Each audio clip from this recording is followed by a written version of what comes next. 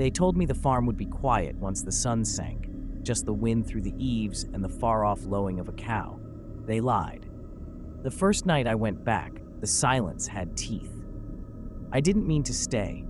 I drove because the sky was the same bruised color my father used to swear at when the tractors died, because the house sat on a hill like a question, because I needed to see with my own eyes what had hollowed out the place I'd left behind. The gravel in the lane still crunched under my boots the way it always had, and at first, history folded over me like a familiar coat. The smell of damp straw, the iron tang of old milk pails, moth-eaten curtains clinging to shutters. But there was something else, an undercurrent, a sweetness that rose like rot, and within it the faint, almost polite stench of bone. I found the barn door unlocked. My hand remembered the iron ring. My heart did not. The light inside was a single strip of moon through slats, enough to make the hay glow silver and to throw everything into the kind of shadow that hides more than it reveals. I walked in slow, like someone creeping through a house where the family could wake at any moment. The hay smelled of old summers and animals and something cooked, as if a meal had been left to congeal and think. That's when I heard the soft clack, like a bone tapping on wood, coming from the loft. I stopped so suddenly my breath fogged. The sound came again, measured, patient. Someone or something was sitting up there, playing with a bone. I remember telling myself it was a trick of grief. The human mind comforts itself with explanations that are convenient. I climbed the ladder anyway, each rung a small confession. The loft was narrower than I remembered. The walls seemed closer, the shadows thicker. Straw dust hovered in the air, motes turning in the moonlight like tiny, slow planets. There, half hidden by a bale that smelled faintly of molasses and fur, was a face I had no name for at first. It had eyes that watched with a disturbingly calm intelligence, too round, too patient, and a nose that pushed out like a hollow knuckle. Its mouth was set in an expression that could be called a smile if you wanted mercy. It wore a little cap cocked to one side, and there was a bone pressed to its lips as if it were about to take a polite bite. Clothing hung off it like a costume left on a peg. A child's sailor shirt, smudged, a pair of overalls with a single strap hooked. I should have left then. I tell myself that now. Instead, I sat on the loft beam and found words that sounded reasonable. We are both alone. We can ignore each other. The animal laughed. No, it clicked its teeth against the bone, and in that sound was the beginning of a promise I could not keep. The next day bled into the night like water into mud, slow and inevitable. I left the barn and walked the yard in a daze, looking for signs that the thing upstairs was an accident of moonlight. The farmhouse sat with its windows dark, a skull with teeth. In the kitchen, a kettle sat on the stove, though there was no fire beneath it. The handle was warm to the touch, as if someone had only just let go. My phone, which I had pressed like a talisman against my palm, showed no bars. The world had been turned to a place that ate radio. At first, the farm's normal sounds rose up like protest, a distant crow, the drip of water from a barrel, the soft shuffle of hooves, but they rearranged themselves into patterns that suggested intent. The cow's lowing had a cadence, like someone counting. The wind threaded itself through the laundry line and came away singing a child's rhyme backwards. When I stepped near the henhouse, the chickens froze as if listening for applause. I found a trail of feathers leading not to the yard, but into the hedgerow, where the grass lay crushed in neat circles, like teeth marks on a throat. I tried to leave. I drove to the road, my car complaining, then stalled. The engine had the sour smell of old oil and something else, burnt fat. When I forced the ignition again, the radio came alive with a static that shaped into words. My father's voice, or a mimicry of it, filled the cab. You shouldn't have come back. The hair along my arms lifted. I slammed the door and walked back to the house because some part of me wanted proof that it had only been me, that I could stare it down. Proof was not what I found.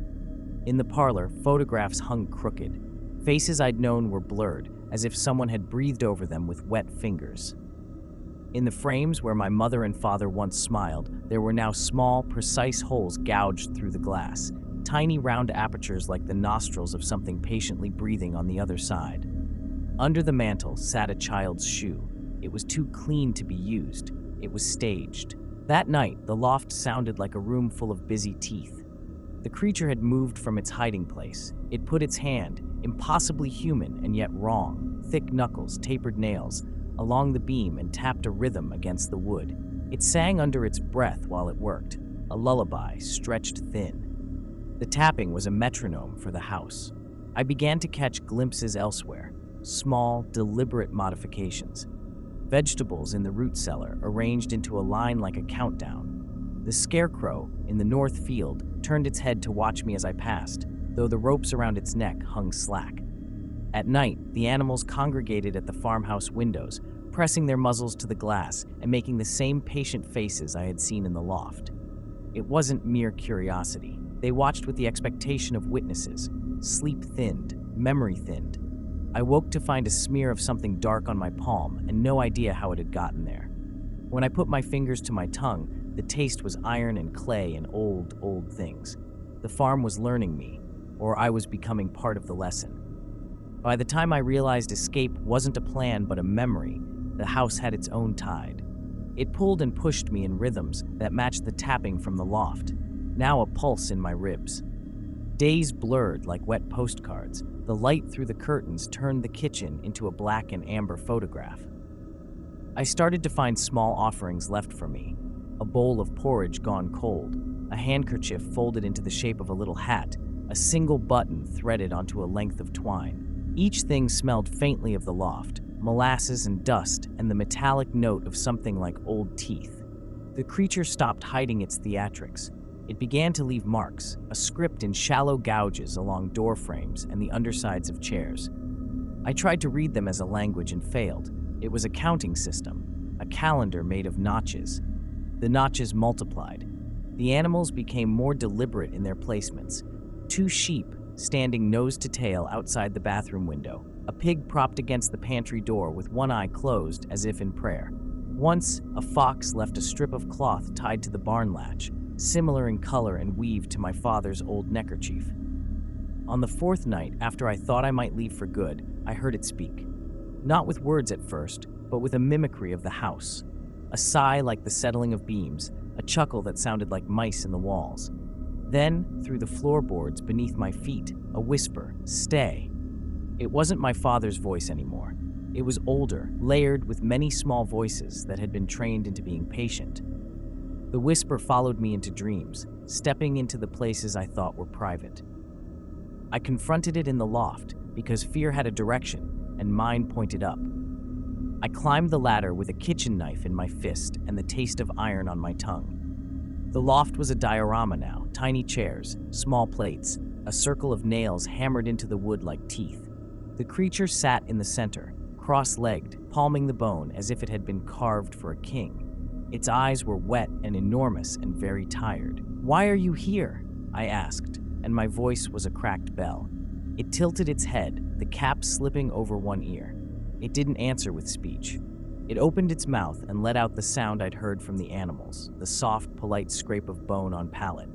Then it tapped the beam once, twice, 3 times, each tap like a ledger closing. It handed me the bone. I remember the weight of it, how warm it had grown. When I took it, some part of me knew what came next, that acceptance would seal me like varnish. The loft smelled suddenly of soap and milk and a child's breath.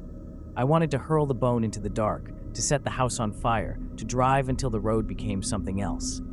Instead, my fingers closed around it and held. The last thing I saw before the beam took my name was the creature's smile, gentle, inhuman, as patient as an old promise. It is still tapping. Subscribe to Horror Story Bar.